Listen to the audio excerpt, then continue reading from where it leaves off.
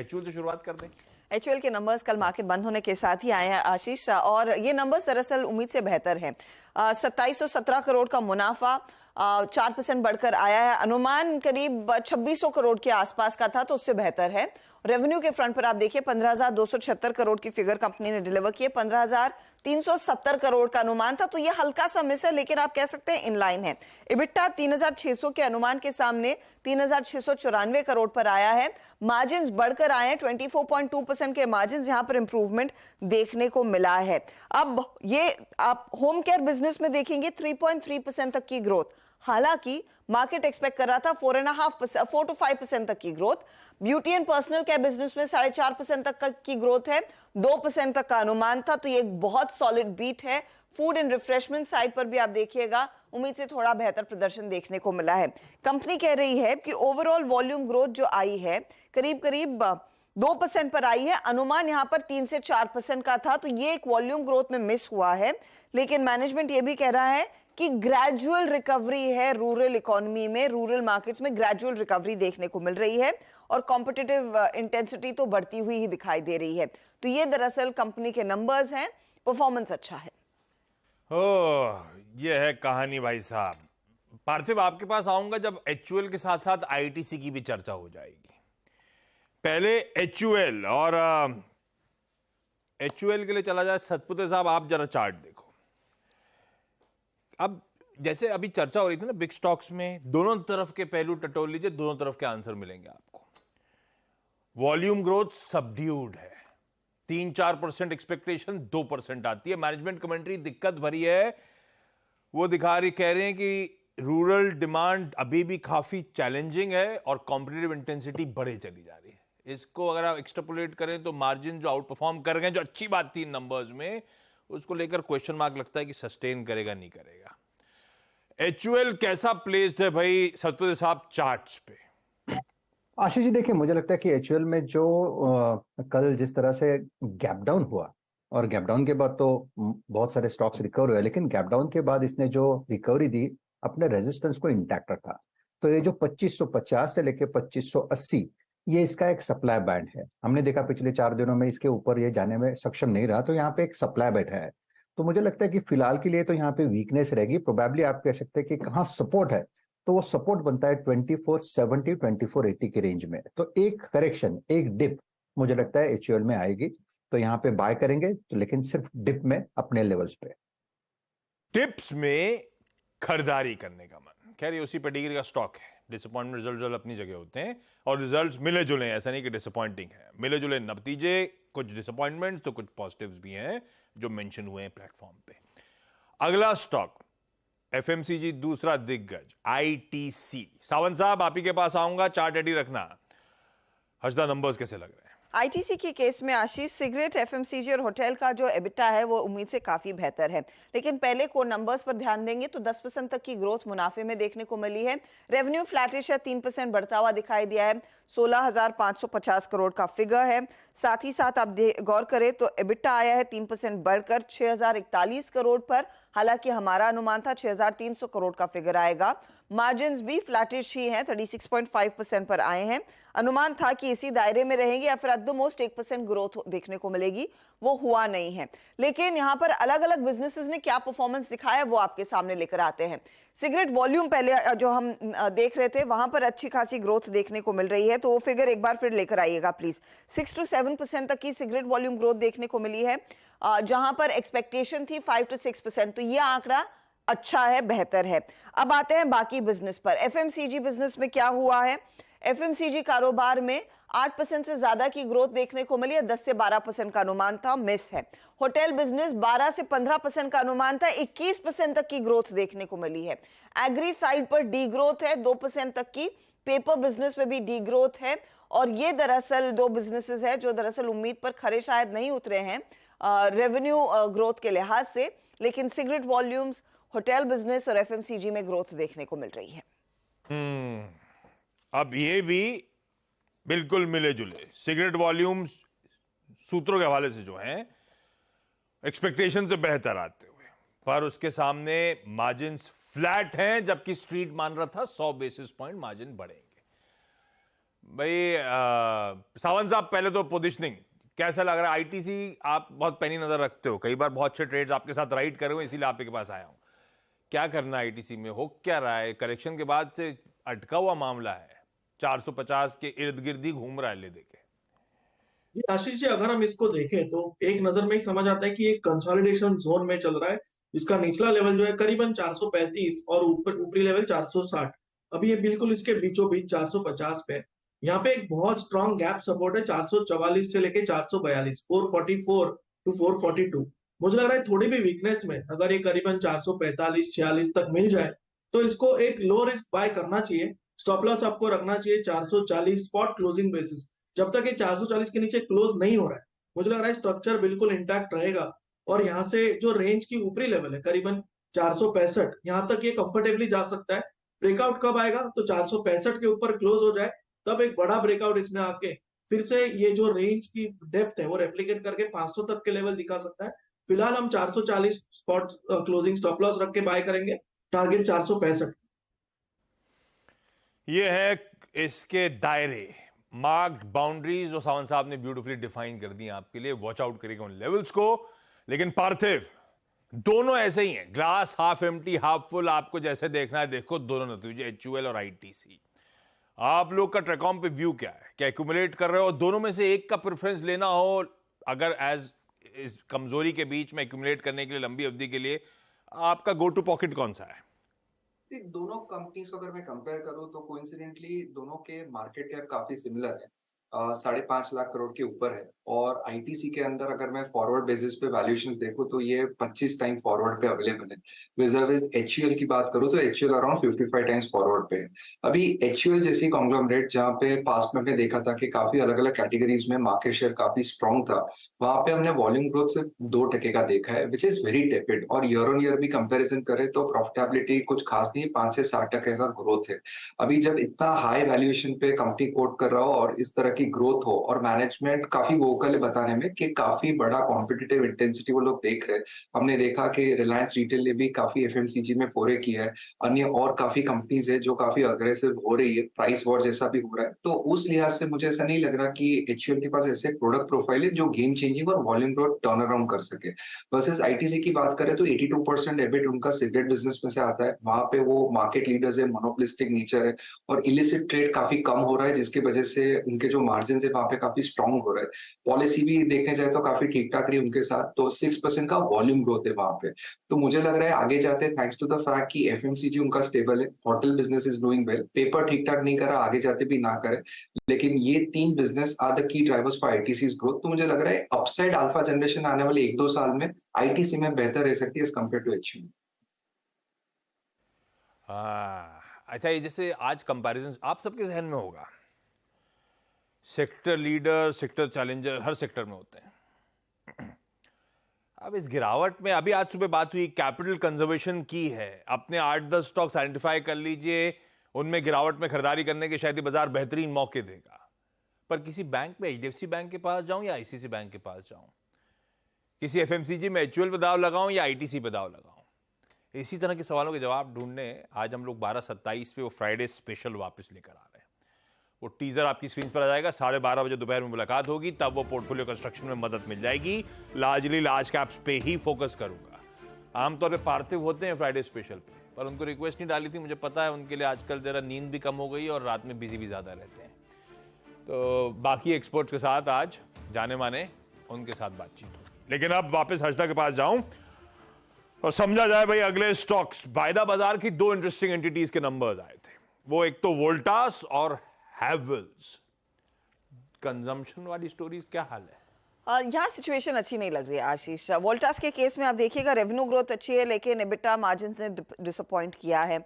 साथ ही साथ unitary products अच्छे कर रहे हैं लेकिन बाकी बिजनेस अच्छा नहीं कर रहा है, इसीलिए दबाव आया है मुनाफे में। 64% तक की गिरावट, 100 करोड़ का मुनाफा दरअसल घटकर 36 करोड़ आ गया। प्रेशर का अनुमान था लेकिन हम एक्सपेक्ट कर रहे थे 98 करोड़ तक आएगा, ये तो 36 करोड़ पर आ गया है।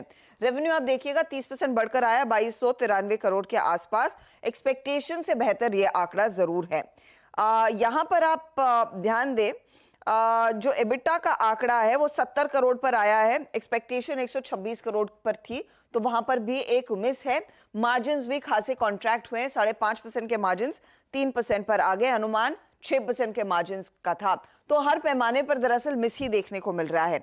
अच्छा, ग्रोथ कहां पर है? यूनिटरी कूलिंग प्रोडक्ट्स, रेवेन्यू वहां पर 15% बढ़ता हुआ दिखाई दिया है, मार्जिन 7.5% के आसपास आए हैं, जो उम्मीद से काफी बेहतर है। ये सेगमेंट यूसीपी वाली अच्छी कर रही है, लेकिन दिक्कत है इलेक्ट्रोमैकेनिकल प्रोजेक्ट्स में। रेवेन्यू ग्रोथ वहां पर आ रही है, लेकिन लॉस दरअसल बढ़ता दिखाई दे रहा है। लॉस आया है लगभग 49 करोड़ का, और ये एक प्रॉब्लम एरिया है। नंबर्स वोल्टास के बिल्कुल अच्छे नहीं हैं। अब आते हैं हेवल्स पर। हेवल्स के केस में मुनाफा करीब 250 करोड़ के आसपास आया, 33% तक की ग्रोथ है। रेवेन्यू आपको 6% बढ़कर 3,900 करोड़ पर दिखाई देगा। मार्जिन्स भी 9.6% पर है, और मार्जिन्स रफली इन लाइन है, 10% का अनुमान था। एबिटा लेवल भी 30% बढ़ा है, हालांकि 400 करोड़ के ऊपर का एबिटा का अनुमान था, 373 करोड़ पर आया। इधर क्या हुआ है, केबल और वायर बिजनेस में ग्रोथ है, लेकिन ये सिंगल डिजिट की ग्रोथ है। आपको याद होगा पॉलीकैब ने 30% से ज्यादा की ग्रोथ इसी सेगमेंट में दिखाई थी। तो क्लियरली इनके मार्केट शेयर को दूसरी कंपनियां खा रही हैं, वो एविडेंट है। रेवेन्यू ग्रोथ अच्छी खासी लॉयड में देखने को मिल रही है, लेकिन वहां पर लॉयड के बिजनेस में जो लॉसेस हैं वो बस एक्सपैंड ही हो रहे हैं। स्विच के बिजनेस में 9% तक की ग्रोथ है। केबल बिजनेस मैंने आपके लिए मेंशन कर दिया। लाइटिंग और फिक्सचर्स में कोई बदलाव नहीं, वो फ्लैट रहा है। तो ये भी नंबर्स वैसे कुछ अच्छे हैं नहीं। बाय द वे, वो जोमेटो की डील हो गई है, ब्लॉक विंडो में हो गई है वो डील, तो ये अपने आप में एक पॉजिटिव है। आपको बता रहा है किस लेवल का यहाँ पर एपेटाइट है। आशीष, जो पूरी की पूरी डील है, 9.3 करोड़ शेयर्स की वो डील होनी थी, मतलब 1000 करोड़ की डील हो गई बेसिकली। ये सीधा सीधा आप ये मान के चलिए। हाथ तो हाथ ले लिया गया। इससे पिछली वाली डील भी ऐसी ही हुई थी, पिछली वाली भी ऐसी ही हुई थी, वो स्टॉक चल गया था और हाँ, और मुझे लग रहा है आज ये स्टॉक जो है ना, मेरे ख्याल से तो गैप अप खुलना चाहिए, क्योंकि ये स्ट्रेंथ में है स्टॉक, और ऑफ लेट एक ब्रेकआउट भी दिखाया है इसने। 52 वीक हाई के काफ़ी करीब है। आई थिंक 52 वीक हाई पे ही है ये शायद स्टॉक। मुझे लग रहा है आज ये शायद एक फ्रेश 52 वीक हाई पे खुलेगा। और जो हम कुछ दिन पहले बात भी कर रहे थे कि यहाँ पर लग रहा है मुझे कि 120-125 तक के लेवल्स ओपन हुए हैं जोमेटो में पिछले कुछ दिनों में। गलती हो गई थी, स्टॉक ने 8:45 से पहले ले लेना चाहिए था। दरअसल कहानी ये थी, कल शाम की सीएनबीसी आवाज की एक्सक्लूसिव थी कि एसवीएफ यानी कि सॉफ्ट बैंक एंटिटी अपना 1.1% हिस्सा बेचने जा रही है आज, और वो ब्लॉक डील विंडो पे वो लास्ट ट्रेड कंज्यूमेट होता हुआ, यानी कि हाथों हाथ ले लिया गया है, खरीदारी आ चुकी है, वो पूरा डील बढ़िया तरीके से एब्जॉर्ब हो गई। जोमेटो पे अच्छा मानस, वो वोल्टास और हैवेल्स आप रेडी रखना। गाबा सर, जोमेटो अपन ने बढ़िया ट्रेड राइट किया आपके साथ, अपने लक्ष्य भी हासिल हुए, वो 115 या 120 वाले सब लक्ष्य हासिल हुए थे। अब एक लार्ज ट्रेड हो गया है, एक और ओवरहैंग खत्म हो गया है बढ़िया तरीके से, क्या करना है? मेरे ख्याल से 114 का जो टारगेट था वो अचीव हो चुका। ये करीब 90 के आसपास हमने दिया था। अब इसका टारगेट 128 का है। मेरे ख्याल से वहां तक जाना चाहिए। वहां पर थोड़ा रेसिस्टेंस है, लेकिन लगता है इसमें जब भी कोई डिप्स मिलती है जोमेटो में, वो एक बाइंग अपॉर्चुनिटी रहेगी, क्योंकि इसका जो बेस बना हुआ है और जो ब्रेकआउट मिला है, ये स्टॉक बॉटम आउट हो चुका है। इसका मतलब ये बाई डिप्स और कुछ नहीं। तो अपमूव मिलना चाहिए यहाँ पर जोमेटो। बॉटम आउट हो चुका है, डिप्स में खरीदारी करनी है, ये स्टॉक अब यहां से चलेगा ही ऊपर की तरफ, तो भरोसा रखें। खैर, ये गावा सर का व्यू। मानस, हैवेल्स कमजोर, डिसअपॉइंटिंग नंबर्स हर फ्रंट पे। अपने पियर्स को अगर पर्सपेक्टिव में परफॉर्मेंस देखूं तो कमजोर काफी नंबर्स, वीकनेस अक्रॉस सेगमेंट्स। उल्टी दूसरी तरफ वोल्टास, मार्जिन बढ़ने की उम्मीद थी, आधे हो गए जहां पे खड़े थे उससे। दोनों नंबर्स खराब हैं, पर कंफ्यूजन है, ये स्टॉक्स भी वैसे भी वीक हैं। दबाव आएगा या उल्टा आज घूम जाएंगे? कैसे अप्रोच करूं हैवेल्स और वोल्टास को? देखिए, दोनों में अलग स्ट्रैटेजी यूज करनी पड़ेगी। हैवेल्स ने 2 दिनों में करेक्शन जरूर दिखाया है, लेकिन अगर आप लोअर लेवल पे देखेंगे तो आप उम्मीद कर सकते हैं कि हैवेल्स शायद 1300-1310 के लेवल्स को दिखा सकता है। तो यहाँ पर तो केवल ब्रेकआउट पे ही खरीदारी करेंगे। जब 22 मूविंग एवरेज के ऊपर स्टॉक सस्टेन करेगा, 1385-86 के ऊपर सस्टेन करे, तभी यहाँ पर खरीदारी करें। उससे पहले खरीदारी नहीं करनी है हैवेल्स में।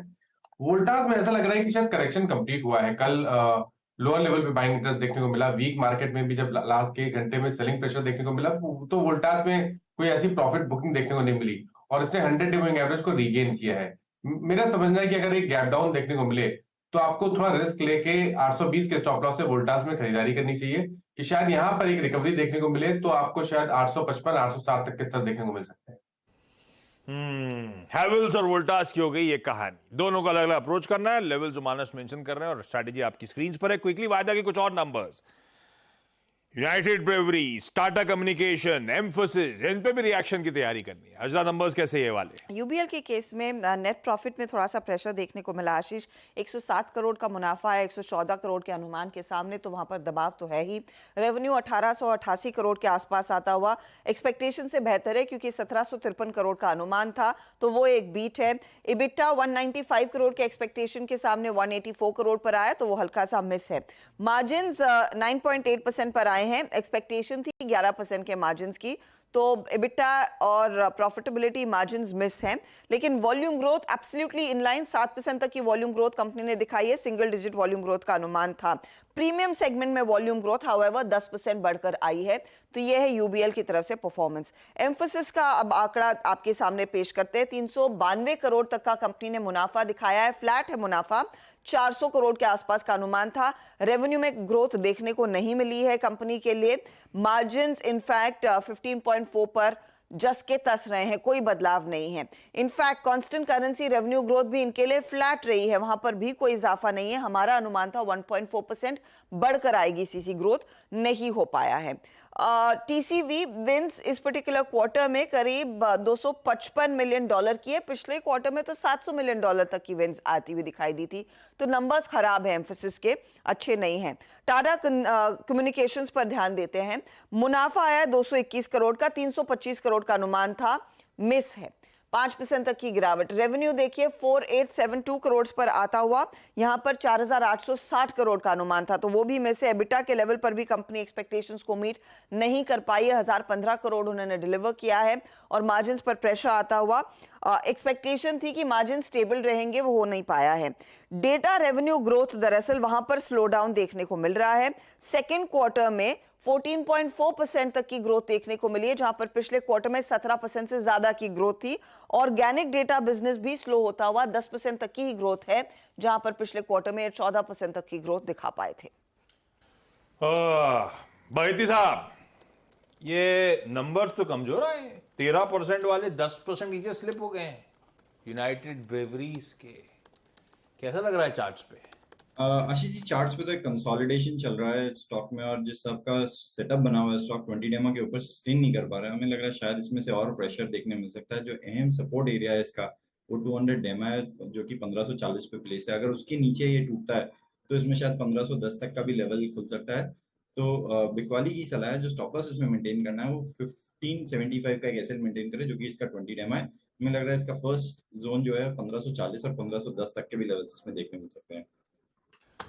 चलिए, अच्छा हजदा, बाकी के सारे नंबर्स। मेट्रो ब्रांड्स रेडार पर रहेगा आज आशीष, जहां पर हमने देखा है रेवेन्यू में 16.5% तक की ग्रोथ देखने को मिली है। मार्जिन्स में हल्का सा दबाव, एबिटा 5.5% बढ़कर आया है। हालांकि मुनाफा जो है वो दबाव में आता हुआ, 13.2% तक की गिरावट मुनाफे में है, तो नंबर्स फ्लैटिश ही हैं। इक्विटास स्मॉल फाइनेंस बैंक, मुनाफे में अच्छी ग्रोथ है, 70% तक का इजाफा, ये 198 करोड़ पर आया है। ब्याज से आय करीब 26% बढ़कर आई है। आप एनपीए के आंकड़े देखिए तो वहां पर इंप्रूवमेंट देखने को मिल रही है। 2.27% तक का एनपीए आया है, कुछ गिरावट है। नेट एनपीए में भी कुछ कमी देखने को मिली है, अच्छी स्थिति है। जिंदल स्टेनलेस के नतीजे बहुत ही अच्छे हैं, 74% का इजाफा मुनाफे में, 609 करोड़ का मुनाफा, 13% की ग्रोथ रेवेन्यू में देखने को मिली है। इबिटा 54% बढ़कर आया, और मार्जिन्स भी इंप्रूव होकर 8.2% से बढ़कर 11% पर आए हैं, तो नतीजे दरअसल जिंदल के काफी बेहतर हैं। आरती ड्रग्स के केस में मुनाफा फ्लैट है, सिर्फ 2% तक की ही ग्रोथ देखने को मिली है। रेवेन्यू में दबाव आया है, 641 करोड़ का रेवेन्यू आ गया। इबिटा फ्लैट है, मार्जिन्स हालांकि ग्रो कर पाए हैं, तो ये कुछ स्टॉक्स है जिन पर आपकी नजरें होनी चाहिए नंबर्स के लिहाज से भी। रखिए इन तमाम स्टॉक्स को अपने रेडार पे। हो गए भाई, सारे इंपॉर्टेंट चीजें कवर्ड। इसमें कुछ ऑर्डर विन्स हैं, जोड़ दीजिएगा। तेजस की, एलिकॉन की, आरवीएनएल की, ये स्टॉक्स रेडार पे रहेंगे आपके।